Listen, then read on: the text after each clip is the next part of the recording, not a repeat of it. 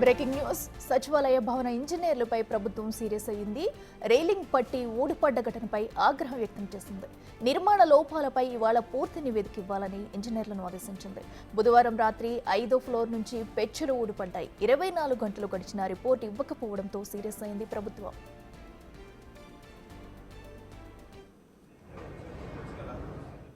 నిర్మాణం జరిగిన 2 ఏళ్లకే పెచ్చులూడుతుంది తెలంగాణ సచివాలయం. సెక్రటరియట్లో ప్రస్తుతం అడుగడుగున పగుళ్లు కనిపిస్తున్నాయి. అయితే నిర్మాణంలో ఎలాంటి లోపాలు లేవని చెబుతుంది షాపూర్జీ పల్లోంచి గ్రూప్.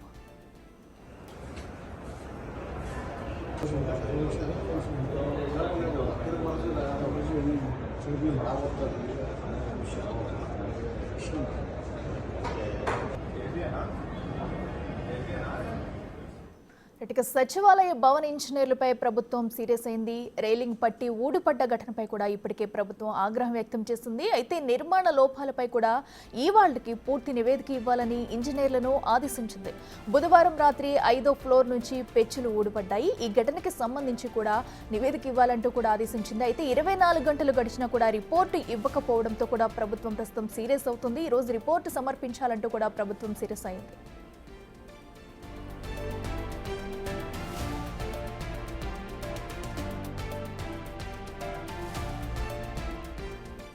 ఇదే అంశానికి సంబంధించి మరింత సమాచారం మా ప్రతినిధి వాసు లైవ్లో అందిస్తారు. వాసు, చెప్పండి. ఇప్పటికే సచివాలయం కట్టిన 2 ఏళ్లకి కూడా నాణ్యత లోపం అనేది కనిపిస్తూ ఉంది. తరచూ కూడా పెచ్చులు ఊడడం, అలాగే వాటర్ లీకేజ్ అవ్వడం, ఇలాంటి ఘటనలు చూస్తూనే ఉన్నాం.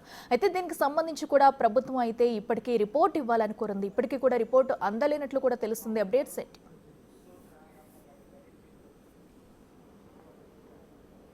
తెలంగాణ సచివాలయంలో 5వ అంతస్తులో రేలింగ్ శకలాలు కూలిన ఘటనకు సంబంధించి కూడా ప్రభుత్వం ఆగ్రహం వ్యక్తం చేసింది.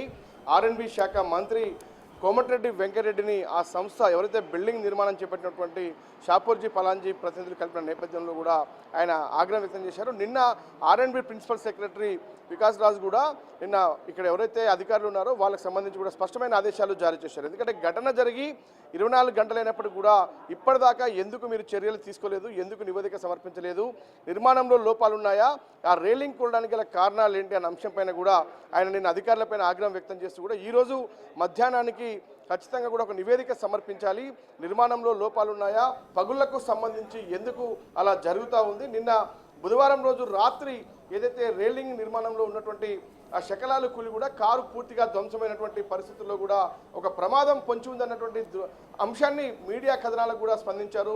మరి ఎట్టకేలకైతే వికాస్ రాజ్ నిన్న ఆదేశాలు జారీ చేశారు.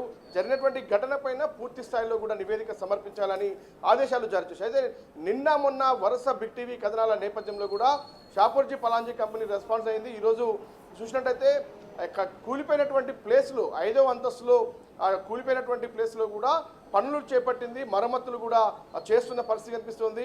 ఆ యొక్క కూలిపోయిన ప్లేస్లో కూడా మరమ్మతులు కంప్లీట్ చేసినట్టు తెలుస్తూ ఉంది. కానీ ఇంకా లోపల కూడా చాలా చోట్ల పగుళ్ళు కనిపిస్తూ ఉన్నాయి. అనేక పిల్లర్లకు సంబంధించి కూడా పగుళ్ళు కనిపిస్తున్న నేపథ్యంలో వాటి విషయంలో మరి ఎలాంటి చర్యలు తీసుకుంటారు అంటే బిల్డింగ్ ఉన్నటువంటి బయటి రేలింగ్ ప్రాంతాల్లో కూడా పిఓపితో కూడా బార్డర్ నిర్మించినటువంటి పరిస్థితుల్లో ఈ ఎండాకాలానికి మరింత పగుళ్ళు వచ్చే అవకాశం ఉంది. వచ్చి రాబోయే వర్షాకాలంలో కూడా మరిన్ని ఈ యొక్క బార్డర్కి సంబంధించిన రైలింగ్లు కూడిపోయే అవకాశం కూడా కనిపిస్తూ ఉంది. అనేక పగుళ్ళు కూడా కనిపిస్తున్నటువంటి పరిస్థితి సచివాలయంలో ఉంది. కాబట్టి నిర్మాణంలో లోపాలు ఉన్నాయా, అధికారుల నిర్లక్ష్యం ఏమైనా ఉందా, ఎందుకు ఇలాంటి వరుస ఘటనలు చోటు చేసుకుంటున్నాయి? గతంలో చూసాం ఏదైతే మీడియా పాయింట్లో ఉన్నటువంటి ఆ సచివాలయం దగ్గరలో ఉన్నటువంటి దగ్గర కూడా వర్షాకాలంలో నీళ్ళని కూడా నిలిచి స్లాబు కురిచినటువంటి నేపథ్యం ఉంది. అనేక సందర్భాల్లో కూడా పెచ్చులు ఊడిపడుతున్నటువంటి పరిస్థితి సచివాలయం లోపల కనిపిస్తూ ఉంది. మొన్న బుధవారం జరిగినటువంటి ఘటనతో కూడా ఒక్కసారిగా ఆ శాఖ అధికారులు అలర్ట్ అయ్యారు.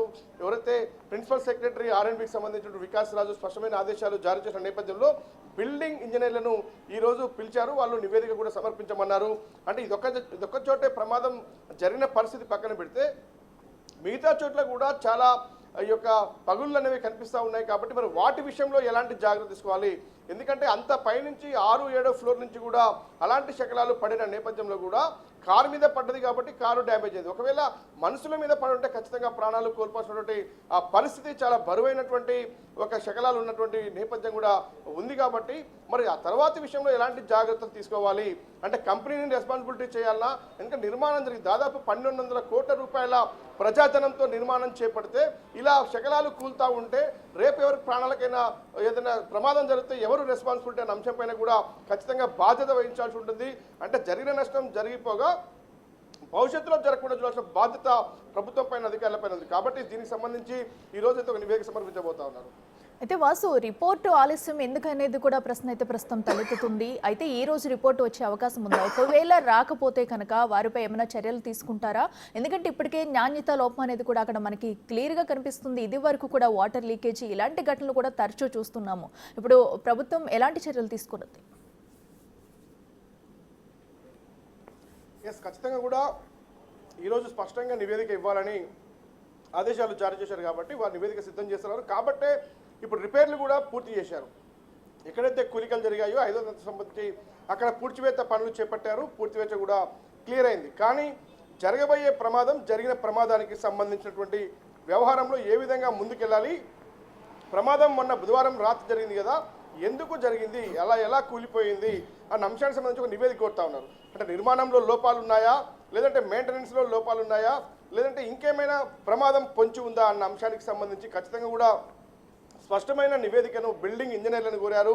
ఎందుకంటే నిర్మాణం చేపట్టేటప్పుడే ఏదైతే పర్యవేక్షణ లోపం ఏమైనా కనిపించిందా, లేదంటే కంపెనీనే నాణ్యత లోపించిందా అన్న అంశానికి సంబంధించి, ఎందుకంటే మంత్రి కోమటిరెడ్డిని కలిసి వివరణ ఇచ్చేటువంటి ప్రయత్నం వాళ్ళు చేశారు. కానీ ఆయన వాళ్ళపైన ఆగ్రహం వ్యక్తం చేశారు. కానీ ఇంజనీర్లు కూడా ఘటన జరిగిన తర్వాత కూడా ఇప్పటి వరకు ఎందుకు జరిగింది, ఎలా జరిగింది అన్న అంశంపైన కూడా నివేదిక ఇవ్వలేదు. కాబట్టి ఈ రోజు నివేదిక ఇవ్వాలని కోరారు. మరి కాసేపట్లోనే బిల్డింగ్ ఇంజనీర్లు యొక్క శాఖ వికాసరాకు సంబంధించినటువంటి ప్రిన్సిపల్ సెక్రటరీకి అయితే నివేదిక సమర్పించబోతా ఉన్నారు. Right Vasu, thank you.